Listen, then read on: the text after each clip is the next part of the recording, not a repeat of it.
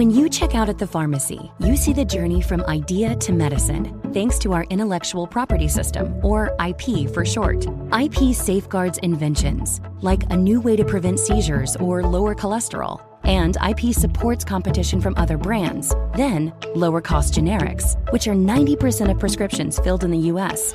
Innovation, competition, lower costs, thanks to IP. Learn more at phrma.org/IP works wonders. Welcome back, everybody. It's Monday, March 10th, 2025. On this date in 1876, Alexander Graham Bell used a phone for the very first time. He called his assistant, Thomas Watson, who took the call from his boss, because he didn't have caller ID, I assume. Now, like it or don't like it, the Trump administration continues to be so prolific in making the news that it's dominating Alabama news. Today, we'll talk about Ukraine and defense spending and an Alabamian nominated as an ambassador. We'll also explore the origin of the name Tombigbee River. That's another one in the theory category, by the way. I'm Mike Morgan, and we're down in Alabama.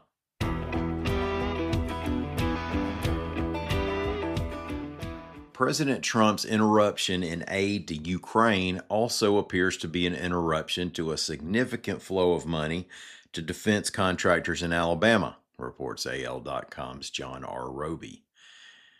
Alabama officials previously have touted the state's impact on Ukraine's defense against Russia's 2022 invasion. Former President Biden visited the Lockheed Martin plant near Troy, where thousands of Javelin anti-tank missiles have been built and sent to Ukraine. In Huntsville, Aerojet Rocketdyne has built rocket motors, and Boeing has built seekers that are used against aerial attacks. Add it all up, and $3.7 billion, according to Pentagon data, has flowed into defense industry facilities in Alabama. Now, that puts us second to only Arkansas for having companies land Ukraine-related defense contracts. Early in the war, Governor Kay Ivey even fired off a tweet, quote, "We want the last thing Putin ever reads to be made in Alabama," end quote. But that was so much politics ago.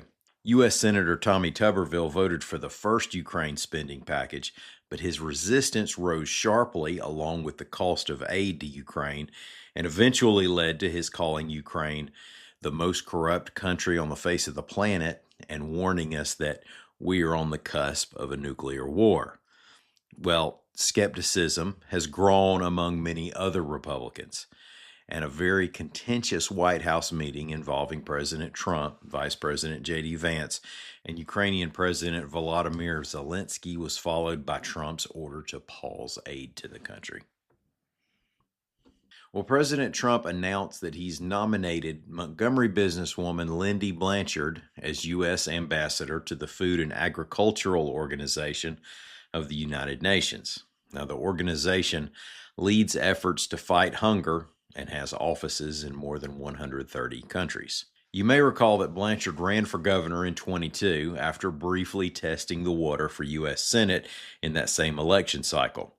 She finished second to Governor Kay Ivey, pulling in 19% of Republican primary voters against a popular incumbent in a pretty crowded field. Now, she joined plaintiffs who sued Alabama officials over the state's electronic vote counting machines after that election, but she withdrew from the lawsuit before it was eventually dismissed. Before that, Blanchard served as U.S. ambassador to Slovenia during Trump's first term. She and her husband made much of their wealth through real estate. This week's Alabama place name is the Tombigbee River. Now, when I was a young boy, and I'm going to admit this, I could have sworn the Tombigbee River was named after Tom, the surly cashier at Big B Drugs. Remember Big B Drugs? That was headquartered in Bessemer. And while we're throwing it back, Big B was sold in the late 90s to Revco.